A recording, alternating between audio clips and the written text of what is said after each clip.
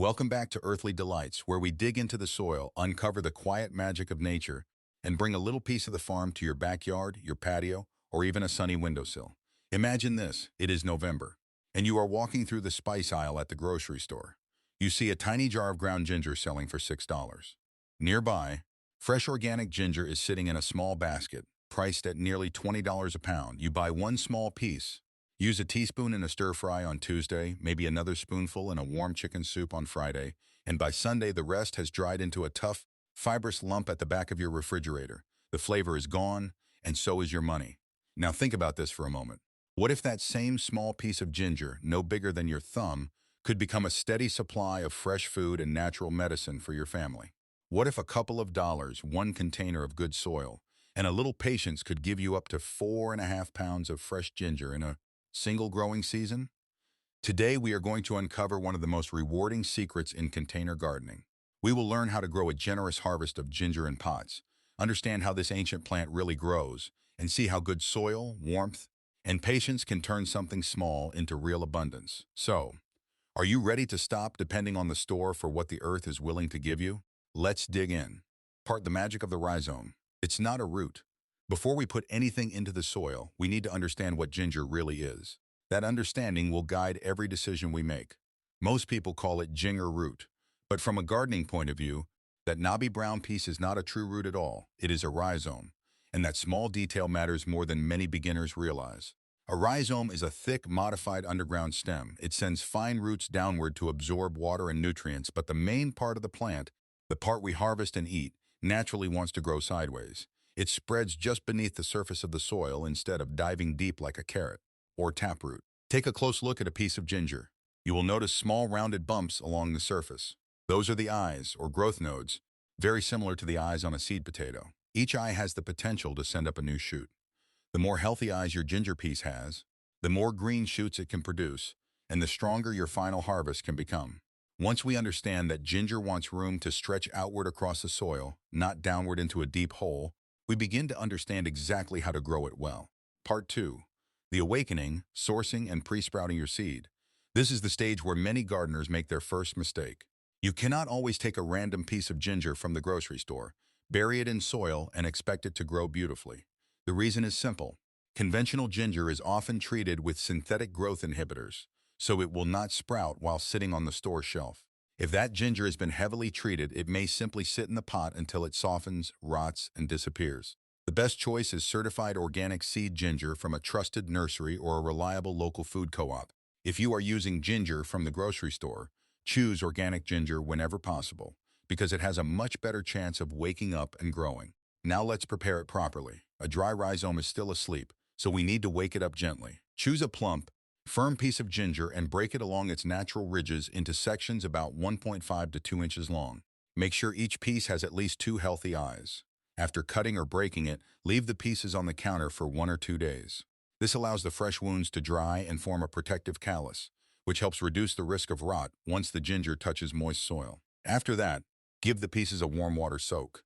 Place the callus ginger in warm water, around 85 to 95 degrees Fahrenheit, for a full 24 hours. This deep hydration helps reawaken the inner tissue, may rinse away some surface residues, and signals to the plant that warm, wet growing conditions have arrived. Here is a useful grower's tip. Add 1 tablespoon of unsulfured blackstrap molasses to each gallon of soak water. Ginger skin carries beneficial microbes, and the simple sugars in molasses help feed them. By the time your ginger goes into the soil, those microbes are more active and ready to support early root growth and stronger establishment.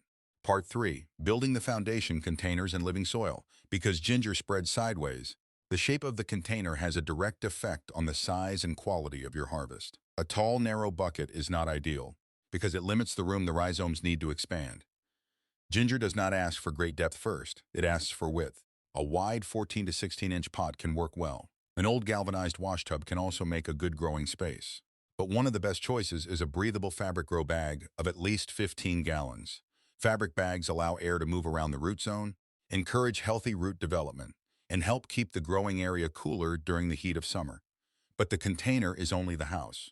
The soil is what gives ginger its strength. Ginger is a hungry crop, and it performs best in loose, rich, well-draining soil. If the mix is heavy, Compacted or full of clay, the rhizome can suffocate and rot before it ever has a chance to produce a good crop. So we are not just filling a pot with dirt. We are building a living, growing environment. A strong mix is 50% finished compost, 30% coconut coir to hold moisture without becoming soggy, and 20% perlite to improve drainage and airflow. Avoid relying on lifeless, sterile mixes if you want vigorous growth. Living compost brings biology into the container, and that soil life helps feed the rhizome while also protecting it from disease pressure. Fill the container with your mix, water it until it is evenly damp, and let it sit overnight so the soil can settle before planting. Part 4. The art of planting shallow graves and deep patience when we plant. Many of us are used to burying seeds deep into the dark soil. But ginger does not grow like an ordinary seed. Remember, it is a rhizome, and its natural habit is to move sideways, close to the surface. So plant your ginger shallow. Make a trench only about 1 to 2 inches deep. Lay each piece flat in the soil with the eyes facing upward, then cover it with a light layer of soil. Press gently so the rhizome makes good contact with the soil, and water it lightly. Now comes the part that tests every gardener, patience. For the first few weeks, you may see nothing at all. The container may look empty, and this is exactly when many people start to doubt the process. But underneath that quiet surface, the ginger is doing important work. It is forming roots, anchoring itself, and preparing before it sends green shoots into the light. Depending on the warmth of your soil, the first shoot can take anywhere from 3 to 8 weeks to appear.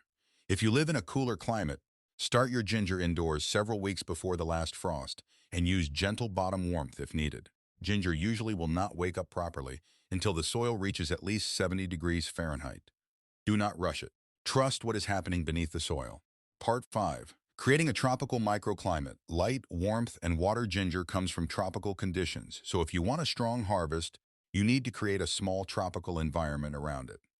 Once nighttime temperatures stay consistently above 60 degrees Fahrenheit, your containers can move outdoors, but be careful with direct afternoon sun. Ginger grows best in dappled light or partial shade. Morning sun is excellent because it is bright but gentle. Harsh afternoon heat, especially in summer, can scorch those tender bamboo-like leaves. A spot under a larger tree beside a shaded wall or on an east-facing porch can be ideal. Watering ginger is all about balance. It likes steady moisture, but it does not tolerate soggy soil. If the container stays waterlogged, the thick rhizome can quickly develop fungal rot. Use the simple finger test. Push your finger into the soil. If the top inch feels dry, water deeply. If it still feels moist, leave it alone and check again the next day. To hold that moisture more evenly, add a 2-inch layer of natural mulch over the soil. Straw, dry leaves, or wood chips all work well. Mulch helps keep humidity in the container, protects the soil from heat swings, and keeps the rhizomes cool and comfortable as they expand. Part 6. Fueling the beast. Hilling, feeding, and molasses magic. As summer reaches its peak, ginger can grow with surprising speed, sending beautiful green stems 3 to 4 feet high. As the plant gains strength, the rhizomes may begin pushing upward and cracking the soil surface.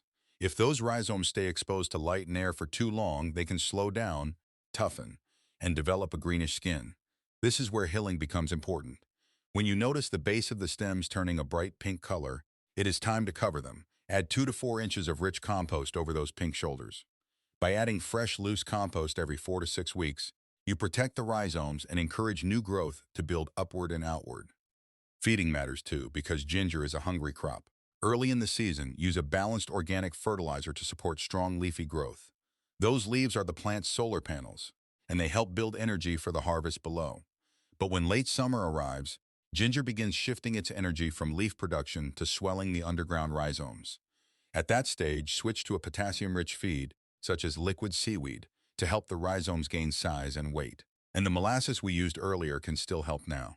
Unsulfured blackstrap molasses contains simple sugars, calcium, iron, and potassium. Dilute 1 tablespoon in a gallon of water and apply it every few weeks. You are not simply feeding the ginger directly. You are feeding the living soil. The bacteria and fungi use those sugars, multiply, and help unlock nutrients that the plant can absorb. That is the quiet partnership between soil life and plant growth, and it is one of the keys to a truly strong ginger harvest. Part 7. Guardians of the garden, managing pests and diseases. Even when ginger is growing in a container, the garden is still part of nature, and nature always asks us to stay alert. The warm, humid conditions that ginger loves can also create the perfect home for disease if we are careless, with water, soil, or airflow. Two of the biggest problems ginger growers fear are bacterial wilt and Pythium soft rot. Bacterial wilt affects the plant from the inside, blocking the flow of water through its tissues. One day the leaves may look green and healthy, and soon after they begin to curl, wilt, and dry out quickly. Soft rot is just as damaging. It attacks the rhizomes directly, turning firm, valuable ginger into a soft, foul-smelling mess. So how do we protect the crop? The first answer is prevention. Drainage is not optional with ginger. It is essential. The soil must stay moist, but never waterlogged. We can also strengthen the soil with beneficial microbes such as Trichoderma harzianum or Pseudomonas fluorescens. These helpful organisms help occupy the root zone, making it harder for harmful pathogens to take hold. Insects may also come after the fragrant, tender growth. Chinese rose beetles can appear in the evening and chew the leaves until they look skeletonized. Below the soil, root knot nematodes may damage the roots and weaken the plant. Instead of reaching first for harsh chemicals, work with simple natural protection. A homemade botanical spray made from fresh ginger, garlic, hot chili peppers, and a small drop of soap can help repel soft-bodied pests. Check your plants often, especially under the leaves and around the base. Remove larger pests by hand when you see them. A watchful gardener always catches problems early. The grand unearthing, harvesting and preserving your bounty. At last, as the days grow shorter and the cool air of autumn begins to settle in, your ginger will show you that the season is ending. The lush green leaves start to yellow, fade, and die back. This is not failure. This is the plant telling you that its energy has moved back down into the rhizomes. The work above the soil is finished, and the harvest below is ready. If you want young baby ginger with thin, translucent skin and a mild floral flavor, you can begin harvesting gently after 4 to 6 months. This younger ginger is excellent for pickling, sushi, and fresh kitchen use.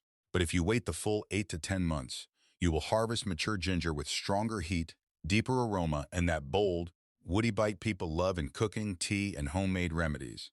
To harvest, tip the container onto a tarp and loosen the soil with your hands. Brush away the dark mix carefully, and there it is, a golden knotted cluster of ginger, possibly weighing 3, 4, or even 5 pounds. All of it came from one small piece you planted months earlier. That is one of the most satisfying moments in container gardening. Now treat that harvest with respect. Wash the ginger gently and let it dry. For longer storage without refrigeration, copy what the earth already does well. Place fresh ginger in a sealed container filled with sterilized, slightly damp sand, then keep it in a cool, dark place, like a root cellar. Stored this way, it can stay firm and fresh for weeks. You can also slice it thin, dehydrate it until it snaps cleanly, and grind it into a strong, pure ginger powder that can last for over a year. Conclusion: look at what this simple process has given us. From a small piece of grocery store ginger and one container of living soil, we have seen how generous nature can be when we give a plant what it truly needs.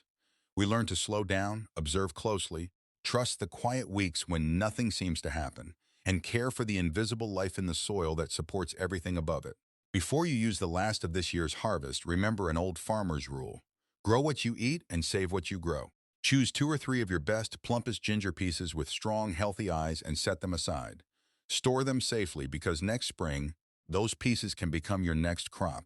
That is how the cycle continues. Season after season, you become less dependent on the store and more connected to the soil.